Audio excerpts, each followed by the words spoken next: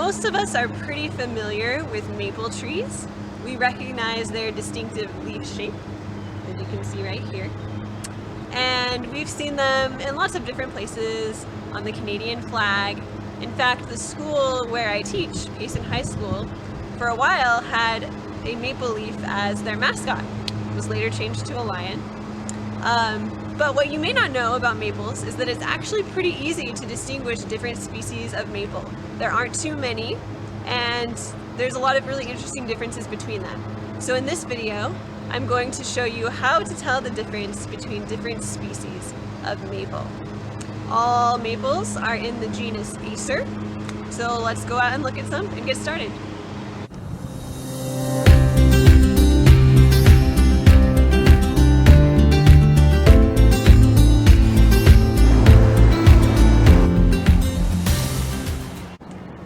This tree that I'm standing next to is the most common type of maple. If you walk outside your house and find a maple tree, chances are it's probably this type. It's the Norway maple. And it is actually considered an invasive species in some states. It's not native to the United States. It's native to Central Europe and Western Asia. And it can sometimes inhibit native plants. Norway maple leaves are very broad leaves. They're going to have 5 lobes, and when I say lobe, I just mean the sections of the leaf right here. And each lobe is going to have several points on it, 3 to 5 points per lobe. The easiest way to tell if something is a Norway maple or not is to pull a leaf off of the tree, just like I did here. And then if milky white sap comes out of the leaf stalk, then you know it's a Norway maple. Super easy way to tell. The fruits of the maple tree are these winged kind of pod things. They're called samaras, and different species of maples have samaras that have different angles. So on the Norway maple, you can see the 2 sides of the samara are almost horizontal from each other. There's a very wide angle between them. This is a sycamore maple, or Acer pseudoplatanus. The leaves of the sycamore maple might look quite a bit like the leaves of the Norway maple at first, but there are some important differences. Okay, I have a sycamore maple leaf on the left here and a Norway maple leaf on the right. First of all, the sycamore leaf won't have that milky sap that comes out of the end of the stem if you pull it off the tree. So that's one easy way to tell. You'll notice also that the sycamore maple has more veins, kind of more distinctive veins. It also has teeth around the edges of the lobes rather than these sharp points that the Norway maple has. The undersides of the leaves are different too. The sycamore maple has that kind of silvery underside like the silver maple. The Norway maple doesn't have that as much. The red maple is more common in the central and eastern parts of the United States than it is here in Utah, but as you can see, you can still find it here. The samaras in red maples have a much narrower angle, maybe 50 to 60 degrees. Red maple leaves are a lot different than Norway or Japanese maple leaves. They often only have 3 lobes, and they're just not as broad as Norway maple leaves. This is a silver maple, also known as Acer saccharinum. The silver maple leaf is a pretty delicate looking leaf. It's got 5 lobes with really deep notches between each of the lobes.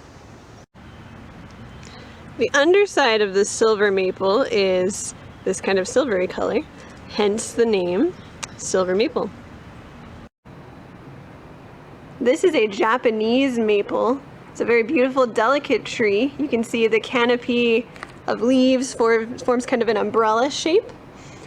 These trees are delicate, so they don't do very well with a lot of sun or a lot of cold wind. So that's why they are usually planted close to a building, usually on the north side of that building, to avoid too much sun and too much cold wind. Japanese maple leaves are really easy to identify because they often have more than 5 lobes. For example, this leaf in front here has 7 lobes, And then they will have very, very deep indentations between their lobes, which gives them a very delicate look. Sugar maples, like this one behind me, are commonly used to make maple syrup. Unfortunately, sugar maples don't generally do super well in Utah. These sugar maple leaves have 5 lobes, and you can see they have 3 really sharp points off of the top 3 lobes. This is the bigtooth maple, or Acer grandidentatum, if I said that right. It is native to Utah, so you can find it in the canyon or anywhere where there are a lot of native plants around. It's really closely related to the sugar maple, and in fact the early settlers here in Utah used it to make syrup, and that's something we could do too. It does really well here in Utah, and in the fall when the leaves in the canyons turn colored, this tree is responsible for the red color. So it's a beautiful tree, it's native to Utah, it gives us great maple syrup because of its high sugar content, so it's a good tree. The leaves of Acer grandidentatum, or the bigtooth maple, have 5 lobes. They're actually a little bit fuzzy underneath, and you can see why it's called the bigtooth maple. There's these kind of big teeth in the lobes. You can see it's kind of more of a shrub than other maple trees. It's got multiple trunks. This is the boxelder maple, sometimes also known as the ash leaf maple.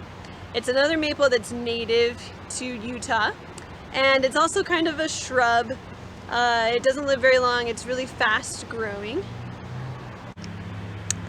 Unlike the other maples we've looked at, the boxelder maple has a compound leaf, which basically just means that the leaf is composed of several leaflets. On the boxelder maple, it can be 3 or 5 or even 7 sometimes. So that is a huge difference between it and other maples. Boxelder maples are also the only maples that are dioecious, meaning there are separate male and female trees. On most other maples, the male and female flowers are on the same tree. So this particular specimen of boxelder maple is a female tree, and I can tell that because it has these samaras, these fruits. The male trees don't have those. The boxelder tree also attracts boxelder bugs, especially the female trees, because the boxelder bugs like to eat these fruits. So if people ever put these trees in their yard, sometimes they'll choose to put a male tree rather than a female tree to avoid an infestation of boxelder bugs. I made this chart to summarize the differences between different maple species, and I put one kind of distinguishing characteristic for each maple tree on it, and a picture of each leaf so you can see them all laid out together and see how different they are. So I'll put a link to this picture in the description in case you want to look at it again or print it out and use it. So that's all of the species of maple. Now what you need to do is go outside and find a maple tree and pull a leaf off and look inside and see if there's milky white sap. If there is, you know it's a Norway maple. If you're really into this, then you can try and find all the maples. You might have to look hard for a few of them, but they are around and you can find them all. It's like Pokemon, catch them all, except with maples. Anyway, they're a great species, great trees. Thanks for watching.